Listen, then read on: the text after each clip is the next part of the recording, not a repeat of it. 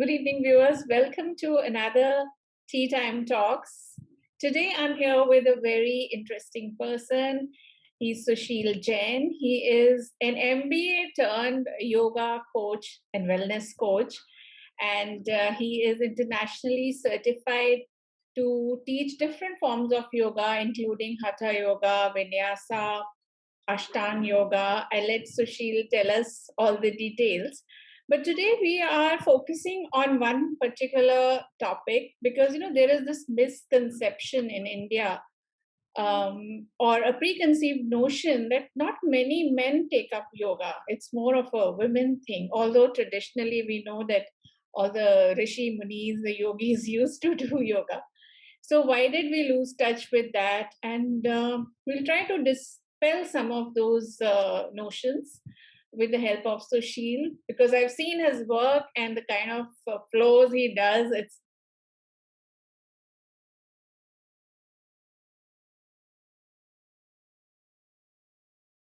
mesmerizing, literally. So welcome, Susheel, to our show. Thank you, Shivani, for a warm welcome. So I will give a brief introduction about me, my journey. So you have told that I am certified to teach a lot of styles of yoga. So my yoga journey started when I was a teenager, and I started with Hatha Yoga, which was traditional form of yoga, as a part of summer camp in this after school.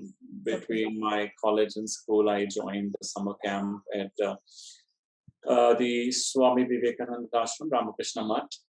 And then that's how I got interested in yoga. And then I started doing yoga for my physical fitness, and I also had breathing issues. I had a lung surgery, so doctor asked me to do yoga. That is the reason why I got into yoga. And then I was quite studious, so I was very ambitious to study more. I did MBA, and while doing MBA, there was a yoga center in the university. I studied in University of Hyderabad in the campus, Gachibowli. Okay. We had a yoga center. They had a 6 months course, and then I enrolled for it. And every morning we used to go. We had yoga classes. Again, it was traditional hatha. Mm-hmm. And then I did finished my first certification there. And then while I was studying MBA, I got an offer to teach in Infosys and the United Bank of Switzerland, which was very close in Gachibowli. So I did that just for pocket money, and it was interesting. I had 50 people in my class. And then I thought, okay, back then yoga was not taken seriously as a profession. It was usually done by, housewives and people in their old age as a free service. And then I was doing my corporate life. I was working, and then I was switching a lot of jobs. I was not happy with what I was doing. And then in 2015, I did one more course, and I started teaching part-time again. And then I realized that yoga is picking up huge as a career, and I was getting a good response from students, and I was enjoying. So I quit my job and I got into yoga. Then I learned Vinyasa and Ashtanga form of yoga. And then I learned aerial yoga, where you do with the silks, hammocks hanging from the ceiling, and then yin yoga, all types of yoga. And then I started training yoga teachers from 2017. That was my main thing. Till now, I have come across, I have trained around 500 to 1,000 yoga teachers. Okay. So this is my journey so far. Now it's online. So that must have been a very bold step, moving from a corporate job. You were a financial analyst, and then taking yoga as a profession, teaching yoga. So, what was the family response and all that? And how easy was it for you to take that step? So I come from a very orthodox Marwadi business family, and I also was working with my dad in business for some time because it's part of our lives. We grew up doing business. So it was very challenging because, the first thing the relatives, family people ask is, how much are you making? How much money do you earn doing yoga? And initially it was challenging because, of course, I'm having a comfortable life with yoga. I'm making good money, which is enough for me to live a happy life. But uh, we measure success with how much money we make. So it was challenging, but then when my parents saw that I am doing something that people know me and appreciating my work, they eventually are proud of me now to what I do. So of course it was a very tough switch my career into this, but it was worth it. Okay. So, generally, what is the percentage of men and women in yoga classes that you have observed, and why do you think there are less men interested in yoga?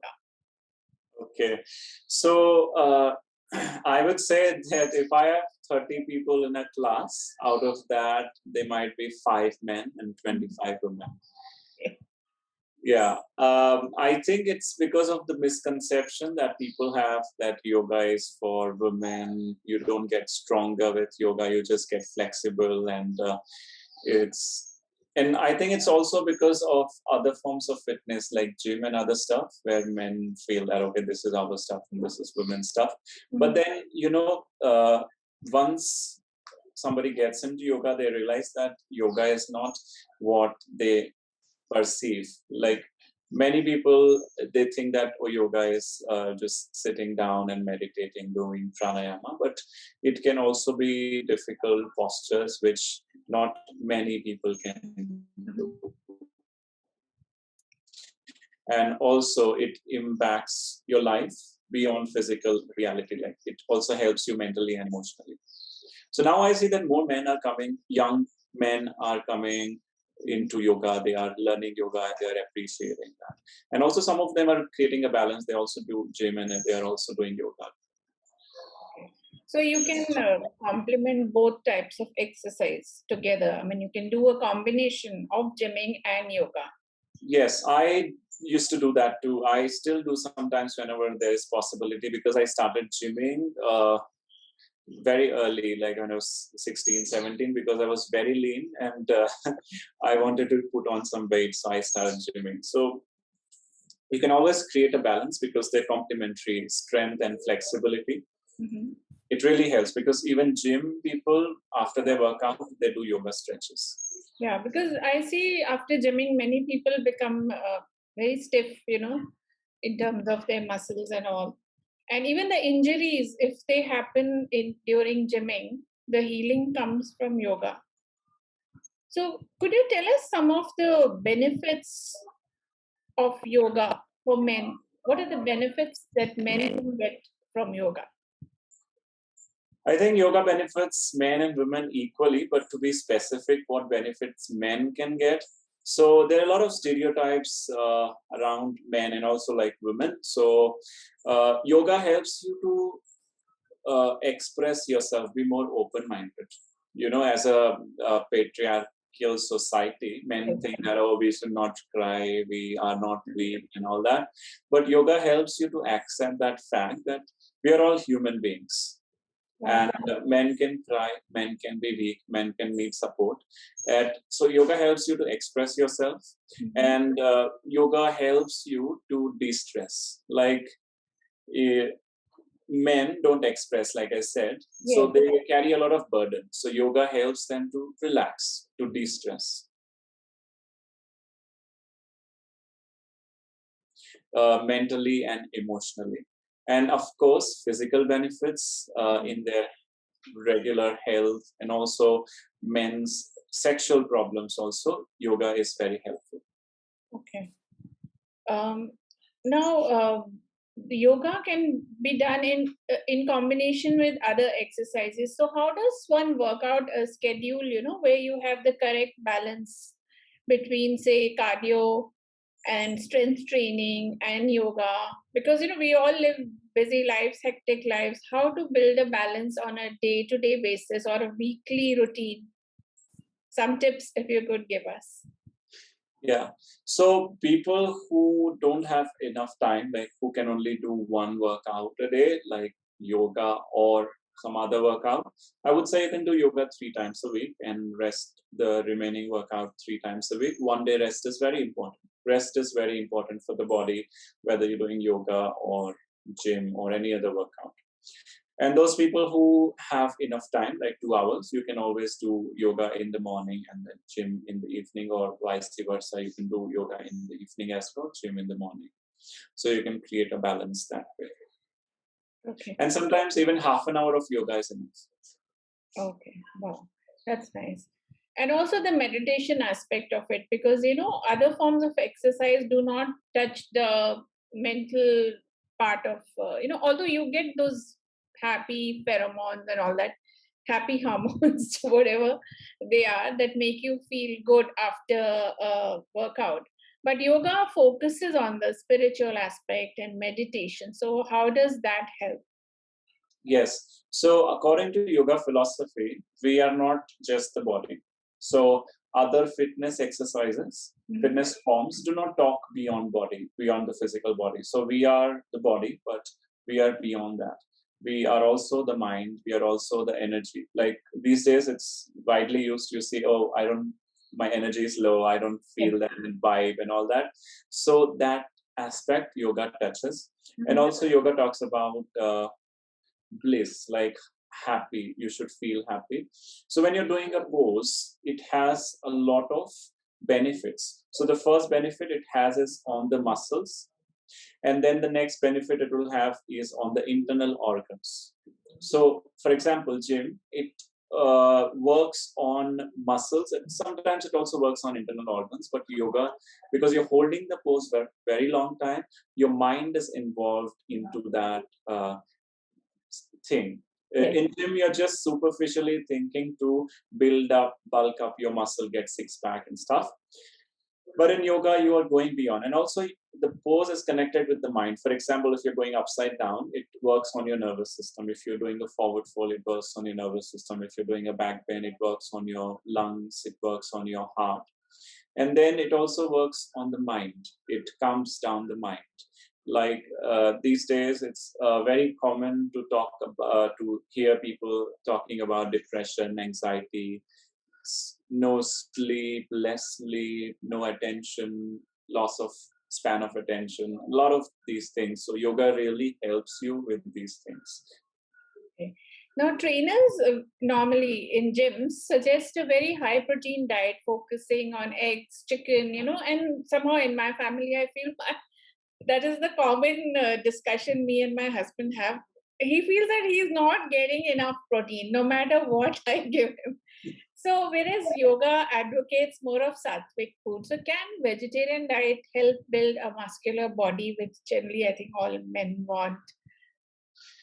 Of course. So I can tell you, like Virat Kohli is vegetarian, Anushka is vegetarian, Shahid Kapoor is vegetarian. A lot of people are turning vegetarian, vegan, and this protein myth, this protein thing, I think it's marketing stuff. Like those companies who wants to sell their protein powders and stuff, they create this hype that your protein is not enough. But if you see, Indian diet is balanced diet. We need carbohydrates for energy. To do day-to-day work, you need carbohydrates. You need. It's needed. So in Indian diet, generally it's needed. Yes. And protein is also there. We have dal, we have lentils, we have chana, rajma, all these things. Protein is there. And also, when you grow up having less protein or certain amount of protein, and then you start taking double amount of protein, it puts a lot of pressure on your kidneys and your digestive system, which is not good. It causes a lot of diseases like digestive issues and skin problem. It also causes bad breath. It's one of the thing if you have excess protein.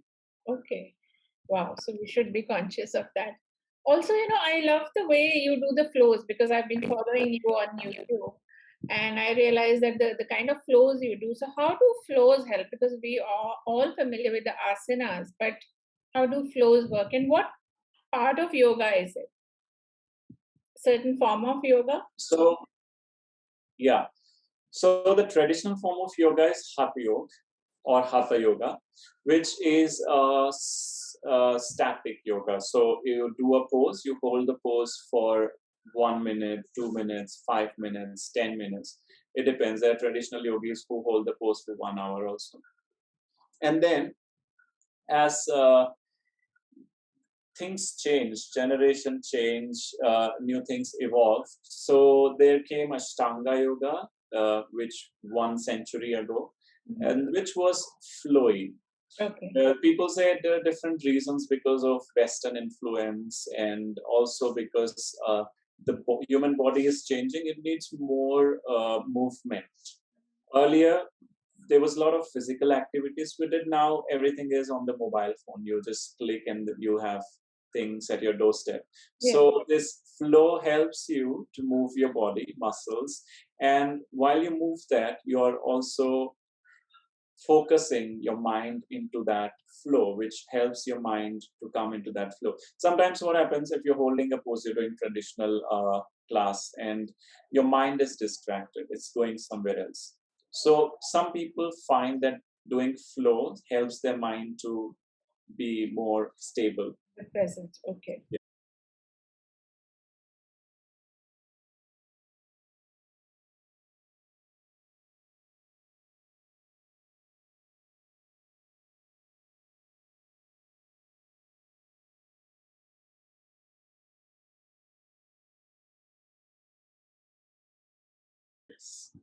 That's so nice. Of course, it helps with flexibility and strength. Okay, and you've been teaching yoga to trainers all over the world, and I was reading that, including China and Bali. So, I just out of interest, is China big on yoga currently? Chinese, they love yoga. Okay. And they love to learn from authentic Indian teachers. Mm-hmm. And they are very health conscious, Chinese. Okay. Yeah, yoga is big there. Okay. So another thing that I observe on Instagram and all is that many of the foreign yoga practitioners have taken it to another level. Why do you think? What is the reason for the success of yoga all over the world, and how they have gone deeper and deeper into it, whereas many Indians have still not discovered it? I think it's a human mindset, it's a human behavior that we value things which are not easily available.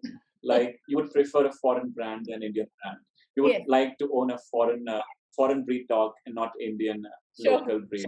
So Yeah. similarly, we choose to do the exercises which are coming from foreign, and the foreigners, they want to do, they realize the value of yoga because it's time tested, it's very traditional. If you see other forms of fitness, they are 100 years old, 55, 10 years old. Yoga is thousands of years old, right?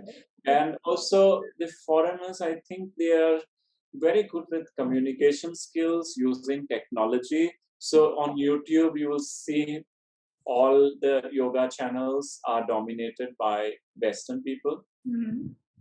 So yeah, that's why I started your YouTube channel. I thought, okay, there should be more Indian yoga teachers on YouTube. Now step your right foot forward between your hands. Bring your left knee down to the floor. Inhale, raise your hands up to the sky. Interlock your fingers, turn your palms up and lengthen and stretch. 5. Feel the length in the sides of the body. 4, 3, 2, and 1. Bring your hands down to the floor. Take your legs back into downward facing dog. Step your left foot forward. Right knee down to the floor and raise your hands up. Interlock your fingers. Make sure the front leg is in 90 degrees. And lengthen. Feel the breath. Every inhalation, every exhalation is happening mindfully. And then exhale, hands down to the floor. Take your legs back into downward facing dog. Stay here for a moment. Breathe in and breathe out. Keep pushing the floor away with your hands. Now step your right foot forward again between your hands. Left knee down to the floor. Press your left hand to the floor, right hand up into a twist. Now wrap your right hand around your back and twist deeper. Stay here for 5 breaths. Notice every inhale and notice every exhale. Be mindful. This is your time. This is an investment in your health. 2 more breaths. And then come back. Down. Bring your legs back into downward facing dog. And step your left foot forward between your hands. Right knee down. And twist. Left hand goes up. Wrap it around. And stay here. 5 breaths. Soften your face. That's so nice to know. Now tell us, how has it been so far as a career option? I mean, would you recommend it to younger people who want to take it up as a career option? Is it a lucrative option? I'm asking you like a Marwari. Okay. So I would say anybody, like any career you're choosing, if you like it, you do it. So if you're coming to yoga to earn money or to become famous, then maybe it will work, it will not work. But if you're good at it, if you love yoga, then of course you will do good. So every teacher who I see who are passionate about yoga, they're doing good. Some of them, they come to it to make money, and that will not stay for a long time. You need to be passionate, you need to love what you're doing, and you also need to love teaching. Okay, certainly. So only then you will be the right fit. Yes. Yeah, but then you can make a good amount of money. In terms of money also, you can earn as much as you earn in a corporate life, corporate career. Great. So let me tell you, there is some internet disturbance because right now Susheel is in a remote hilly area where he does these beautiful flows in the natural surroundings. So we're going to add some flows in this video later.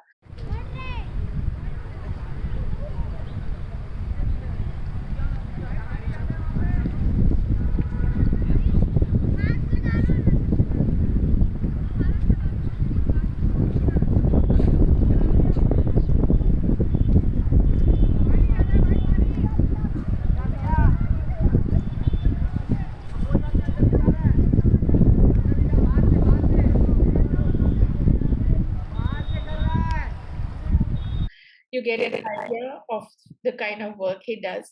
So tell me, Susheel, what is the satisfaction you get from this work which you wouldn't have got in a corporate job today? Okay. So in corporate job, you get your salary and you feel happy when you get salary for 2-3 days. And rest of the month you're working and you're living life only for that few days when you get salary and you're happy. But right now, I don't even know when is weekend, when is weekday. For me, every day is same, every day is happy. So, and also here you're impacting people's life. People come to you with problems, different things, and when they're changing their lives physically, mentally, you feel that inner satisfaction. Okay. So what kind of courses one should do if one wants to take it up as a profession? So earlier, there are different kinds of courses. If a person is starting young, As in, if a person realizes in their school or college they want to do yoga, there are master's courses, there are bachelor courses, there are diploma courses, which are very good. It gives you in-depth knowledge. I started when I was doing MBA. Otherwise, I would have studied yoga instead of studying commerce and management. But it is, of course, helping me in yoga to with my communication skills and my marketing skills and stuff. Okay. But other than that, if you're starting late, if you're starting in your mid career, mid life, you can always do the 1 month course, 2 month course, which a lot of schools, yoga schools offer. Sometimes there are part-time courses which run for 3, 4 months or 6 months, Okay. where you learn on the weekends. Okay. So Yeah. I think you have answered most of the questions, but now I have a short rapid fire round for you Okay. related to yoga only. Okay. So are you ready with your cup of tea? Because this is tea time talks. You had tea, I think. Okay, I already had my tea, but Okay. What kind of tea do you like? I like green tea. My favorite is turmeric, basil, and cinnamon. Okay, great. So I'm ready for the rapid fire round to shoot some questions. Your favorite asana? Pincha Mayurasana, forearm stand. Okay. Which is the asana you don't like doing? Which I don't like doing. It's a difficult question, but I would say balancing posture, half moon pose. Okay. Your favorite yoga teacher, the one you learned from? My favorite yoga teacher, it's difficult, but I would say it's Leslie Fight Master. I have been following her YouTube videos, and she passed away last year. Oh, okay. So you are inspired from her. Yeah, she's quite famous, and she inspired me. Okay, great. The best asana for flat tummy. Surya Namaskar. Okay. The best asana for if you have like a weak back. Shalabhasan, Bhujangasana, Okay. Cobra pose. The best asana to build stamina. Plank pose, we call it as Santulanasana in Sanskrit. Okay. Your favorite health food. Khichdi. Okay. That's nice. Okay. Best asana for beauty, improving your beauty. Shavasana, sleep on time. Okay. Best asana for or pranayam for peace of mind. Brahmari. Okay. For concentration. Anulom Vilom. Okay. Best asana for improving your leg muscles shape. Leg muscles. Yes. Utkatasana, chair pose. Okay. Best asana for losing the flab on your arms. Arms. I would say Surya Namaskar is good. Okay. And any safe asana that women can do through pregnancy also. Baddha Konasana, butterfly. Okay. Very good. Okay. One asana which old people can also do with multiple, if they even have health issues, they can do. I mean, a simple one. Again, Baddha Konasana they can do Paschimottanasana. Okay. And if we want to get our kids started, which is the first asana we can teach our kids? Tree pose. Okay. And one must asana for men, since we are dedicating this episode to men. So must do asana for men. I would say camel pose, back bending postures, good for men. Camel pose and back bending postures. camel pose and back bending postures. Okay, fantastic. Susheel, you were great, and I'll wait for you to come to Hyderabad to take you out for a meal. Probably that is the price for this wonderful conversation. And you could tell us what are your YouTube channel. People can follow you if they want to. I mean, they want to know more about yoga. Thank you, Shivani. And my YouTube channel is Yoga with Susheel, Okay. SUSHEEL, and my Instagram is Susheel Yogi. And Shivani, I would love to go out with you for a meal. And For I've seen a healthy meal, I think khichdi Yes. or something. We'll have to find a nice vegan restaurant, maybe. Yeah, I've seen your program with Veena last time you did yoga and healthy. I've been interviewing a lot of yogis recently, yoga coaches. Although I have a long way to go from perfecting, but yeah, people like you inspire me all the time. So thank you so much for joining us. Thank you very much. I hope it turned out well It because was of great. the internet. No, I'll edit the parts, but it'll be good.